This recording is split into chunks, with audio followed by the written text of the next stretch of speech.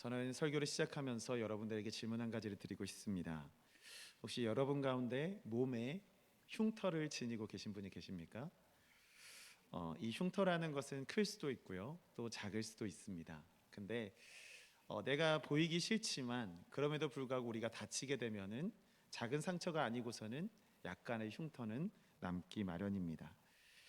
생각해 보면은 흉터를 지니지 않은 사람을 찾아보기가 어려울 정도로 우리는 그만큼의 많은 상처들이 살아가면서 우리 가운데 생겨납니다. 생각지도 못하게, 혹은 의도하고서는 다치는 분은 많이 없겠지만 생각지도 못하게 사고로 인해서 행여나 갑작스러운 돌발 상황에 의하여 내 몸에 생채기가 나고, 또 그 때문에 절대 완치할 수 없는, 완전히 지울 수 없는 흉터가 우리 몸 가운데 생기기도 합니다. 그렇죠. 살아가다 보면 반드시, 이 반드시라고 할 만큼 누구나 다 다치면서 살아가기 마련인 것이죠. 그래서 아이들을 향해서 이렇게 이야기하기도 합니다. 애들은 다 다치면서 크는 법이야 라고 이야기를 하죠. 그렇습니다. 이런 것처럼 애들뿐만이 아니라 지금을 살아가는 여러분과 저도 여전히 다치면서 살아가는 삶을 살아가고 있습니다. 다만 우리가 살아가면서 주의해야 할 것은 이제 다치지 않도록 노력해야 하는 것에 있겠죠. 어떻게 하면 더 건강하게 다치지 않고 살아갈 수 있을까? 이런 의구심을 가지고 항상 노력하는 삶을 우리는 살아가야 한다는 겁니다. 그래서 다치지 않게 주의하며 살아가는 것 또한 우리의 인생에 있어서는 너무나도 중요한 인생의 과제가 아닐 수가 없는 것입니다. 여러분, 2012년도 정도부터 유행했던 단어가 있는데요, 그리고 그 전으로 가장 많이 통용되고 문화적으로 정착된 단어가 있습니다. 그 단어는 힐링이라는 단어입니다. 많이 들어보셨죠? TV에서도 그 당시에 힐링 캠프라는 프로그램이 생겨났고, 그곳에 많은 연예인들이 등장하면서 자신의 이야기를 막 나누기 시작합니다. 그리고 자신이 감추었던 상처들을 나누기 시작하면서 그것을 듣는 청중과 회중과, 그리고 그것을 바라보는 시청자들이 모두 다 마음속에 뭔가 위로를 받는 거예요. 그래서 그 이름이 힐링 캠프였던 것 같습니다. 그래서 힐링 캠프도 있었고, 그리고 멀쩡해 보이는 사람들도, 겉으로는 멀쩡해 보였지만 그 멀쩡해 보이는 사람들이 먼저 너나 할 것 없이 힐링과 관련된 책을 읽고 여러 가지 활동도 하고 동호회도 가입하고 이러는 듯한 문화적인 흐름이 하나가 크게 생겨난 겁니다. 그것이 제가 기사를 찾아보니까 힐링, 이제 남의 문제가 아니다 라는 어떤 그런 주제로 12년도부터 막 그것이 붐이 일어나기 시작했더라고요. 그래서 생각해 보면 이 힐링이라는 단어가 무엇이기에 사람이 이토록 열광했던 것일까? 아니, 열광할 수밖에 없었던 것일까? 저는 참 계속해서 힐링이라는 단어에 꽂혀서 힐링에 대해서 언젠간 생각해 봐야지 라는 그런 질문을 제 스스로가 가지고 있었습니다. 여러분, 힐링이라는 것은 결국은 치유된다는 겁니다. 치유를 받고 싶고 치유되고 싶은 마음이 힐링이라는 단어로 표현이 되고 있는 것이죠. 여러분, 그래서 치유라는 것은 무엇입니까? 뭔가 질병이 있거나 혹은 심리적인 상태가 어마어마하지 않더라도 타격을 입게 된 상황이라면 타격을 입기 전의 상황으로 회복되는 것, 이것이 바로 치유, 즉 힐링이라고 이야기를 할 수가 있을 겁니다. 근데 제가 말씀드렸습니다. 이 단어가 왜 그토록 일상적인 TV에서 시작하여 책이나 아니면 문화의 주류까지 많은 분야에 확대되면서 많은 사람들이 힐링이라는 단어에 열광할 수밖에 없었을까? 여러분, 그 이유는 단순합니다. 치유가 필요하다면 먼저 그 앞에 뭐가 있다는 겁니까? 치유해야 할 무언가가 생겨났다는 것이겠죠. 상처면 상처, 생채기면 생채기, 뭔가 문제가 일어났으니까 그것이 회복되어야 하는 겁니다. 그렇다면 많은 사람들이 힐링을 열광했던 이유가 무엇이었을까요? 그들 가운데 그 사회적 상황 속에서 사람들이 가지고 있었던 상처가 많이 있었다라는 것을 의미하는 겁니다. 그렇습니다. 여러분, 항상 회복해야 할 무언가가 우리 가운데는 생각하거나 생각하지 못해도 우리 가운데는 늘 존재하기 마련입니다. 그것이 상처일 수도 있고요, 내 마음 가운데 가지고 있는 아픔일 수도 있고요, 그리고 제가 경험하는 절망일 수도 있습니다. 아니, 그 이상의 고통을 주는 무언가일 수도 있습니다. 여러분, 육체적인 아픔도 있을 수 있겠죠. 그런데 이제 우리가 힐링, 치유를 한다는 것은 더 이상 육신적인 어떤 아픔을 돌보는 영역에서 끝나지 않습니다. 여러분, 정신보건학도 있죠. 정신보건학은 무엇입니까? 다친 마음을 치유하는 것, 다친 마음을 돌보는 것, 그리고 이전과 같은 상태, 완전히 동일한 상태까지는 아니겠지만 적어도 사람다운 삶을 살 수 있도록 그 정도만큼 회복하는 것에 정신보건학의 목표가 있다는 겁니다. 그렇습니다. 그런데 여러분, 마음이 메마르고 몸에 생채기가 생기고 이런 상처가 생겼을 때 우리는 어떻게 해서든 회복하려 합니다. 힐링을 경험하고 싶어 합니다. 고갈을 맛보고 무언가 제대로 도저히 해낼 수가 없는 상황을 맞닥뜨렸을 때, 더 이상 그것에 대한 돌파구를 찾아내지 못할 때, 그 갑갑한 마음, 그 표현하지 못하고 있는 상황 속에서 갑자기 대두되는 단어가 있었으니 그것이 바로 2012년도에 대두되었던 힐링이라는 단어였던 겁니다. 여러분, 아픔과 상처는 시간이 지나면 자연스럽게 회복됩니다. 아팠던 것도 잊혀져 가고요, 기억하지도 못할 정도로 머나먼 과거로 기억되기도 합니다. 이제는 아팠던 그런 상황을 추억으로도 되새겨 보기도 하죠. 현대의 치열한 생존 경쟁 속에서 살아가고 있는 그런 삶의 터전을 우리는 여전히 살아가고 있습니다. 근데 그러한 삶의 경험, 내가 살아가고 내가 쉬고 있는 모든 내가 거주하는 거주구조차도 이제는 쉼터가 아닌 것처럼, 아니 그 개념을 잃어버린 것처럼 그 정도로 힐링할 만한 그런 휴식과 그런 텀이 너무나도 부족한 삶을 우리는 지금 살아가고 있다는 겁니다. 여러분, 국민의 70% 이상이 지금은 아파트 혹은 연립주택과 같은 공동주택에서 살고 있습니다. 그런데 한 기사를 보니까 그럼에도 불구하고 그들은 70% 많은 사람들이 다세대 주택, 연립주택의 공동주택에서 살고 삶에도 불구하고 거의 모든 사람들이 외톨이 같은 삶을 살아가고 있다라는 그런 기사를 본 적이 있습니다. 아니, 외톨이처럼 살아가고 있는 사람들이 많이 있다는 겁니다. 1인 가구가 아니어도 혹은 가족과 함께 많이 지내고 있다 하더라도 그 가족끼리도 소통이 되지 않고 관계가 맺어지지 않고 1인 가구로, 아니요, 다세대 가구, 정말 가족이 많은 가구이지만 1인 가구처럼 홀로 살아가는 사람들이 많이 있다라는 것이죠. 여러분, 그런 상황이, 그런 사회적인 풍토가 이제 더 이상 남의 나라의 문제가 아니라, 다른 지역의 문제가 아니라 이미 우리 옆에, 바로 내 옆에도 있는 그런 문제임을 우리는 잘 알고 있다는 겁니다. 소통은 없어지고, 소통이 없어지다 보니까 개인의 아픔은 계속해서 심화되기 시작합니다. 근데 이것을 풀어낼 곳이 없습니다. 인터넷을 보고요, 인터넷으로 소통하고요, 그리고 컴퓨터를 통해서 이제 채팅은 잘 안 하지만 그래서 채팅을 합니다. 그리고 스마트 기기를 통해서 세상의 물정을 바라보기 시작합니다. 여러분, 스마트 기기를 통해서 우리가 소셜, 이제 SNS라 그러죠. 소셜 네트워크 서비스, 이거를 통해서 대표적으로 뭐 이제 페이스북이나 아니면 뭐 인스타그램이나 뭐 여러 가지가 있는데, 이거를 지명하면 안 되는데요. 그런 것을 통해서 새 시대의 흐름을 바라보는 창을 가지기 시작했다는 겁니다. 근데 그 중에서 많은 사람들이 그 너무 소셜 네트워크 서비스에 빠지다 보니까 어떤 일이 생기냐면, 자신이 누군가 대화하지 않아도 세상에 돌아가는 그 흐름을 파악할 수 있는 것처럼 착각하기 시작했다는 겁니다. 누군가가 내게 말해주지 않아서 내가 조금만 검색하면 알게 되니까, 그리고 내가 먼저 찾아가지 않아도 뭐 내가 핸드폰 몇 번 검색만 하면은 가장 최신 기사가 떠오르니까, 그래서 더 이상 뭔가 소통할 필요가 없어지는 겁니다. 문제가 생기면은 채팅 하나 남겨놓습니다. 나 힘들어, 그래 힘들구나, 뭐 이런 식으로 간단한 채팅, 간단한 카톡은 왔다 갔다 합니다. 문자로도 그런 이야기를 하는 것이죠. 심지어 넓은 집에서는 가족끼리 카톡으로 대화하는 사람도 있다고 이야기를 하니까요. 여러분, 이게 남의 일이라고 생각되십니까? 여러분의 가정은 어떻습니까? 여러분의 친구와 여러분들의 가장 가까운 사람들과의 관계는 어떻게 유지되고 있습니까? 이런 상황을 봤을 때 여러분, 지금 이 시대는 여전히 치유받아야 할 사람들이 많이 늘어나고 있다는 겁니다.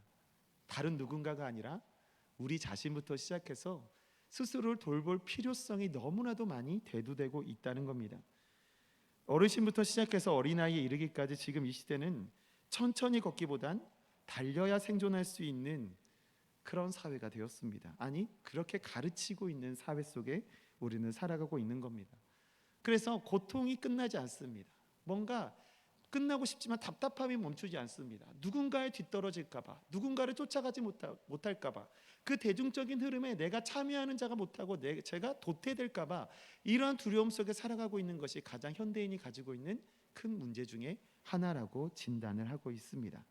그런 상황 속에서 많은 사람들이 찾고 갈구했던 것이 바로 힐링, 회복이었던 것이죠. 여러분의 모습은 어떻습니까? 많은 사람들은 자신의 상처가 생겼을 때 얼른 이것이 회복되길 원합니다. 깨끗하게 이 상처가 씻겨나가길 원합니다.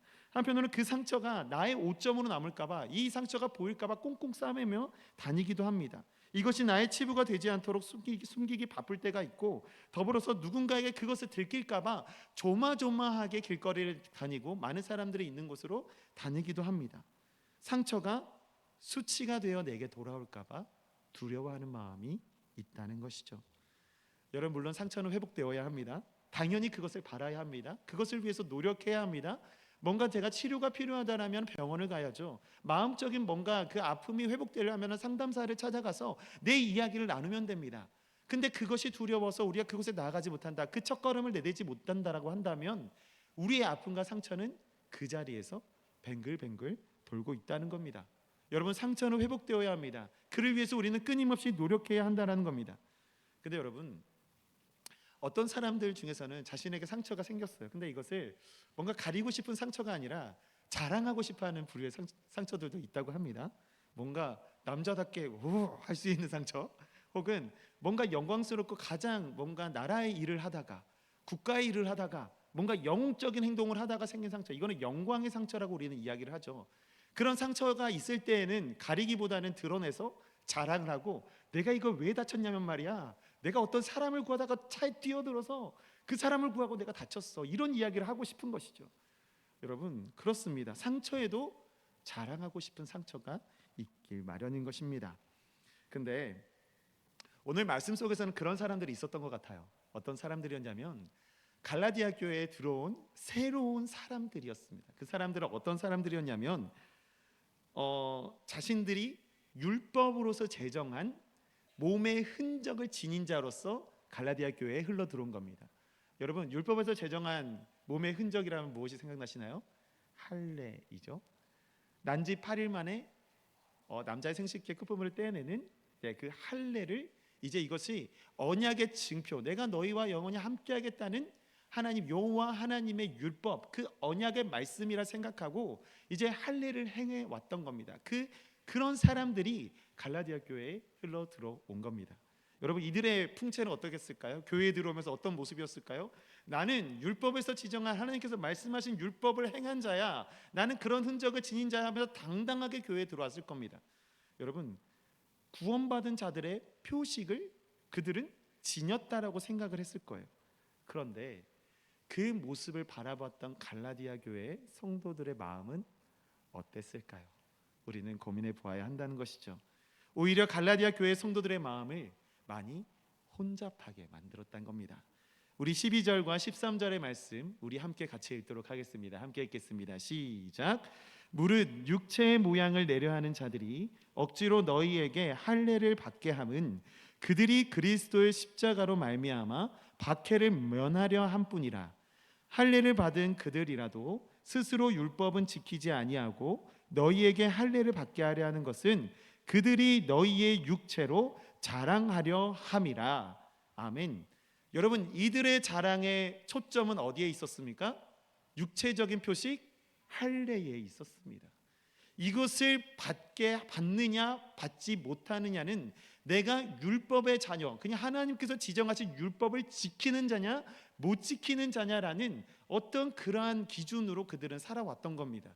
심지어 그들은 할례를 전파하고자 했던 의도가 있던 것 같습니다. 그들이 갈라디아 이방인 교회 그들에게 찾아와서 그들에게 할례를 받으라라고 이야기를 권유를 하고 있는 것이죠. 13절 하반절에서 이렇게 이야기하고 있습니다. 그들이 너희의 육체로 자랑하려 함이라. 너희가 할례를 받으면 그것이 자신들의 공덕이 되는 것처럼 느껴졌던 겁니다. 여러분, 그들이 과연 할례를 받았던 것의 목적이 무엇이었을까? 진정한 구원의 자녀로서 이르기 위함이었을까? 아니면 겉으로 육체의 표식을 얻어 단순한 자랑에 머물러고자 했던 인간의 욕심이 아니었을까?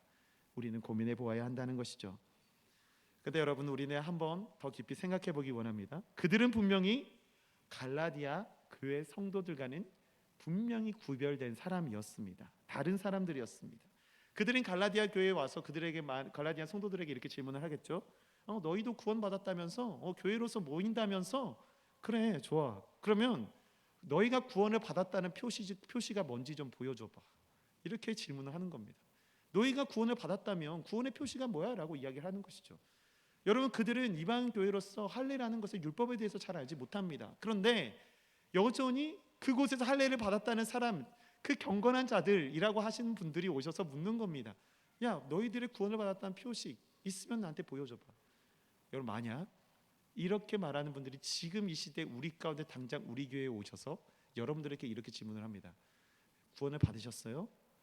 그 증거를 보여주세요 라고 한다면 여러분 무엇이라 대답하시겠습니까? 마음이 어려우실 수 있어요. 그 당시에 갈라디아 교회 성도들도 그랬다라는 겁니다. 마음이 혼미하고 혼잡했을 겁니다. 그들은 여전히 의기양양하겠죠. 율법에 의거한 언약의 표징 할례를 행한 자로서 자신의 몸에 율법의 흔적을 지닌 자들이었기 때문입니다. 그래서 그들은 당당했을 겁니다. 나는 율법을 지키는 자야. 너희는 할례를 받지 않았어. 너희는 율법을 지키지 못한 자야 라고 이렇게 이야기를 했을 겁니다. 확연한 표시가 있는 이들을 보면서 갈라디아 교회는 이런 질문을 스스로에게 던져보았겠죠. 내가 구원을 받았나? 확실한가? 구원에 대한 확신이 조금씩 흐려질 수도 있었던 상황인 겁니다. 갈라디아 교회에 들어온 이들은 할례를 받은 것이 구원받은 자의 표징으로 여겼습니다. 그리고 그것을 자랑스럽게 여기고 있었습니다. 물론 기록된 말씀에 의거하면 할례는 육체에 관한 하나님과의 언약의 표징이 맞습니다. 그러나 여러분, 우리가 기억해야 할 것은 이것입니다. 할례가 구원을 이루는 방법이 될 수 없습니다. 할례를 받으면 다 구원받나요? 할례를 받으면 다 구원받을 수 있을까요? 할례만 받으면 나의 주 나의 하나님 예수 그리스도를 믿지 않아도 구원을 받을 수 있을까라는 것까지 이어지는 겁니다. 여러분, 구원은 그렇게 이루어지지 않죠. 오늘 오전에 목사님께서도 우리가 구원받는 것에 대해 다른 어떤 것이 아니라 전적인 하나님의 은혜 덕분임을 말씀해 주셨습니다. 제가 말씀의 은혜를 너무 많이 받아서 그 부분을 그대로 한번 인용하겠습니다. 하나님께서는 우리가 우리 죄 때문에 심판을 받아서 영원한 형벌, 지옥에 가는 것, 이것이 우리의 운명인 것을 알고 계셨습니다. 이것을 막으시기 위해 하나님께서 인간의 몸을 입고 우리 가운데 오셨고 모든 형벌 다 받으시고 또 모든 죄값 치르시고 생을 마감하신 겁니다. 예수님께서 우리를 대신해서 화목 제물이 되셨습니다. 아멘. 목사님께서 이 말씀을 해주시고 선포하실 때 제 마음 가운데 너무나도 뜨거운 것이 느껴졌습니다. 구원에 이룰 수 있는 본질이 무엇인가? 오늘 말씀을 준비하면서도 할례에 대한 이야기, 그것을 많이 묵상을 하면서도 과연 우리 육체의 표식으로 남긴 이 할례라는 것의 본질은 무엇인가라는 것을 많이 고민해 보았습니다. 구원은 어떻게 이룰 수 있는가? 아니, 구원은 어떻게 우리에게 주어지는가? 다른 것이 아닙니다. 하나님의 은혜입니다.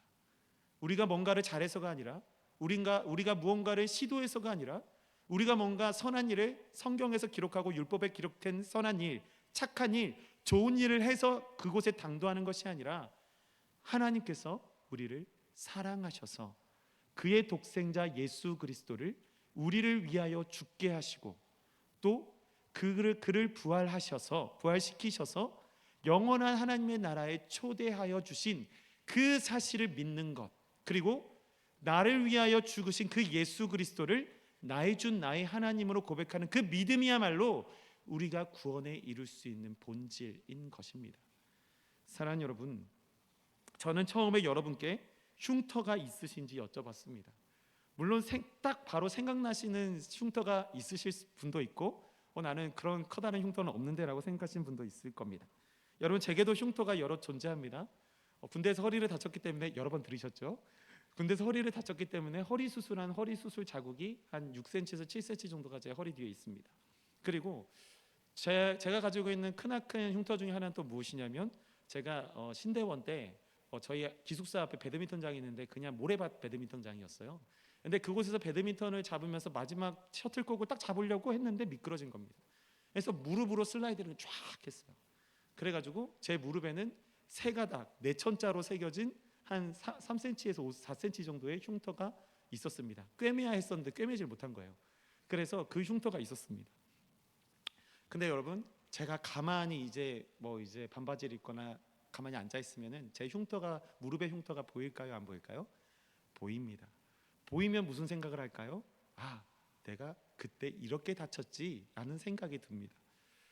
그래서 제가 가만히 제 등에 있는 흉터를 또 가만히 볼 때면, 그리고 제 무릎에 나 있는 흉터를 가만히 볼 때면, 수술 때, 그러니까 제가 허리 수술하기 위해 수술대 올라가서 이제 마취 주사를, 이제 수면제를 넣기 직전에 그 순간, 그 상황이 너무나도 뚜렷하게 기억이 나는 겁니다.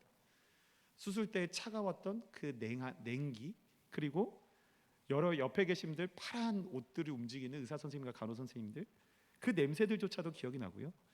그리고 이 무릎의 흉터를 볼 때면 그 배드민턴장의 바닥에 까끌까끌했던 모래와 풀 냄새조차도 지금도 기억이 납니다. 무엇을 볼 때요? 그 흉터를 볼 때. 여러분, 저는 여기서 한 가지 딱 깨달았어요. 아, 뚜렷한 흉터일수록 그 흉터가 새겨졌던 순간이 뚜렷하게 기억나는구나. 여러분 생각해 보십시오. 작은 상처도 생길 수 있습니다. 근데 작고 날카로운 상처는 나아버리면 깨끗하게 나아집니다. 그 흔적도 없어져요. 그러면은 그 다쳤던 그 순간을 기억할까요, 못할까요? 기억을 못해요. 근데 우리 몸 가운데 크게 새겨진 상처가 있다. 여러분, 이걸 보면 그 사건을 잊을 수가 있을까요, 없을까요? 잊을 수가 없는 겁니다. 우리 가운데 다가오는 상처, 생채기가 크면 클수록 우리는 그날 그 사건을 우리가 기억하게 되고 저 도저히 잊을 수 없는 상황에 이르게 된다는 것이죠. 여러분, 저도 마찬가지입니다. 저의 이 큰 흉터를 볼 때마다 다시는 이렇게 다치지 말아야지라는 생각을 가지게 됩니다. 그런 비슷한 상황이 있다라면 내가 그때 이렇게 실수해서 이렇게 다쳤으니까 이젠 그런 반복되는 일을 하지 말아야지라고 되새기며 되뇌입니다. 그를 위해서 허리의 상처를 볼 때면 이제 허리 다치면 안 되니까 허리 운동도 하고, 그리고 운동하거나 또 이제 하게 되면은 지난번에 배드민턴장에서 미끄러져가지고 이렇게 다쳤으니까 안 미끄러지는 운동화를 신어야겠다 해가지고 운동화하면 막 축구하면 좋은 축구화, 막 이렇게 미끄러지지 않는, 농구하면 농구화, 미끄러지지 않는 운동화를 너무나도 중요시하게 되었습니다. 왜 이렇게 준비를 하게 되었을까요? 뚜렷한 흉터가 제게 매번 강력한 메시지를 보내고 있기 때문입니다. 무슨 메시지일까요? 다시는 다치지 말자. 다시는 다치지 말자. 여러분, 다시는 다치지 말라고 저한테 계속 이 흉터가 이야기를 하는 겁니다. 그러면서 너 다쳤던 그 순간 잊어버리지 마라고 저한테 강하게 삿대질하면서 말하는 것처럼 느껴집니다. 다시는 다치지 마라고 말입니다. 여러분, 저는 부모가 되고 나서 저희 아이 미나가 다치면 사진을 찍습니다. 좋아서요? 아닙니다. 여러분, 누가 자녀가 아파하는 모습을 보면서 그 아파하는 모습을 사진을 찍기를 원하겠습니까? 찍으면 마음만 아픈데 도대체 왜 찍을까요? 부모된 마음은, 제 마음은 이렇습니다. 그 상처를 기억하고 싶다. 다시는 아이가 다치지 않도록 노력하겠다는 스스로의 다짐입니다. 부모로서의 다짐이겠죠. 이 아이가 안전하도록 지켜주고 싶다는 간절한 마음이 있기 때문에 사진을 찍는 겁니다. 여러분, 예수님께서도요, 우리에게 분명한 그의 흔적을 남겨주셨습니다. 예수님께서도 그 흔적만 보면 주님만 생각날 수 있도록, 그 흔적만 보면 주님만 의지할 수 있도록, 그 흔적만 보면 주님 아니고서는 살 수가 없다는 것을 깨달을 수 있도록 주님께서 우리에게 그 흔적을 남겨주셨던 겁니다. 그것은 구약의 할례가 아닙니다. 율법을 행하여 구원에 이른다? 말씀에 기록된 선한 행실의 기준만 잘 지키면 구원받는 자녀가 된다? 그것이 아니라는 겁니다. 할례라는 육체적인 표식, 그 흔적이 아니더라도 예수님께서는 그가 대신 우리 대신하여 화목 제물이 되어 주심으로 그를 믿기만 하면 구원의 자녀가 될 수 있는 특권을 우리에게 주셨다는 겁니다. 다른 무언가가 아니라는 겁니다. 구원은 나를 위해 죽으셔서 자기의 사랑을 확증하신 예수 그리스도께서 나의 구주, 나의 하나님이심을 믿는 믿음으로 성취가 되는 겁니다. 여러분, 적어도 갈라디아서를 작성하는 바울은 다른 복음은 불안과 불신을 조장하고 있다는 사실을 알고 있었습니다. 그리고 그것에 대해서 갈라디아 교회 성도들에게 그것을 전달해 주고 싶었습니다. 그래서 바울의 사역을 우리가 연구하고 묵상하면 잘 알지만 바울은 결단코 비본질적인 것에 애를 쓰는 사람이 아니었습니다. 여러분, 바울의 스펙을 보면 장난이 아니잖아요. 가말리알의 문화이며 로마의 시민권을 지녔으며 또 많은 군대를 거느릴 수 있는 어마어마한 사람이었습니다. 그런데 그 모든 것들을 비본질적인 것으로 여기고 그것으로 애쓰는 사람이 아니었다는 겁니다. 그의 학식이든 학벌이든 권력과 같은 비본질적인 것을 자랑으로 여기지 않고 그가 자랑으로 여긴 것은 오직 한 가지였습니다. 오직 예수 그리스도의 십자가였다는 겁니다. 우리 14절과 15절의 말씀 우리 함께 읽도록 하겠습니다. 함께 읽겠습니다. 시작. 그러나 내게는 우리 주 예수 그리스도의 십자가 외에 결코 자랑할 것이 없으니 그리스도로 말미암아 세상이 나를 대하여 십자가에 못 박히고 내가 또한 세상을 대하여 그러하니라. 할례나 무할례가 아무것도 아니로되 오직 새로 지으심을 받은 것만이 중요하니라. 아멘. 할례나 무할례가 아무것도 아니로되라고 이야기를 합니다. 율법을 따른다는 명목하에 구원이 없는 표징으로 자랑한다는 것은 결코 소용이 없다는 겁니다. 그것은 아무것도 아니라는 겁니다. 그것으로 영광, 영원에 이룰 수 없다는 겁니다. 무엇을 우리가 간구하며 추구해야겠습니까? 오직 새로 지으심을 받는 것만이 중요하니라 라고 말씀해주고 선포하여 주고 계시는 겁니다. 여러분, 근데 여기서 오해해서는 안 됩니다. 율법이 나쁜 건 아닙니다. 율법은 선하고 너무나도 아름답고 존귀한 겁니다. 하나님의 뜻을 분별할 수 있도록 하나님께서 우리에게 주신 또 한 가지의 은혜입니다. 근데 이 율법 자체가 신격화되어 버리기 시작하면 이것이 죄가 되는 겁니다. 여러분, 율법은요, 하나님께서 사용하시는 도구라는 점을 기억해야 합니다. 율법이 신격화되어서 구원을 이루시는 하나님의 권능을 뛰어넘는 또 하나의 우상 숭배를 우리는 경계해야 한다라는 사실입니다. 율법에 기록된 대로 할례를 행했다는 사실만으로 이미 자기 스스로가 이미 선택된 백성이며 하나님의 백성이며 또 구원을 받은 자로서 그렇게 스스로 착각했던 사람들이 갈라디아 교회에 와서 성도들을 혼미하게 흐트러뜨리고 그들의 마음과 그들의 신앙을 무너뜨리게 되었다는 사실을 사도 바울은 알고 있었던 겁니다. 그래서 깨어 있으라라고 사도 바울은 권면하고 있는 것이죠. 여러분, 그들이 갈라디아 교회에 들어와 자신들의 행함과 그리고 표식을 자랑하였지만 그것이 구원에 있어서 진정한 자랑은 되지 못했다라는 사실을 우리는 기억해야 합니다. 우리 17절의 말씀 함께 읽겠습니다. 시작. 이후로는 누구든지 나를 괴롭게 하지 말라. 내가 내 몸에 예수의 흔적을 지니고 있노라. 아멘. 바울이 뭐라고 얘기합니까? 나 좀 그만 괴롭혀. 나를 괴롭게 하지 마라고 이야기를 합니다. 여러분, 이게 괴롭게 한다는 것은 지금 사도 바울의 사역 속에서 막 매를 맞거나 막 이런 것을 의미하는 것이 아닙니다. 더 이상 나의 마음적으로 심령적으로 나를 괴롭게 하지 말라라고 이야기합니다. 무엇이 그를 괴롭게 하고 있었을까요? 할례 받으라. 할례 받아야. 할례를 권면하는 그 말이 너무나도 이것이 할례를 받아야 구원을 받는다는 말이 너무나도 아프게 느껴지는 겁니다. 반드시 할례를 받아야 구원에 이를 수 있는 것처럼 그것이 진리인 것 마냥 외치는 자들의 소리가 너무나도 괴로웠던 겁니다. 구원의 본질이 그것이 아님을 알고 있었기 때문에. 그런 외식적인 행위를 제발 더 이상 나에게 권유하지 말라. 더 이상 그 성도들에게도 권유하지 말라라고 이야기를 하고 있는 것이죠. 이것이 어떻게 가능했을까요? 그에게는 분명한 근거가 있었기 때문입니다. 그의 분명한 신앙 고백이 그의 마음 가운데 자리 잡고 있었기 있었기 때문입니다. 그 고백이 무엇입니까? 내 몸에 예수의 흔적을 지니고 있노라. 아멘.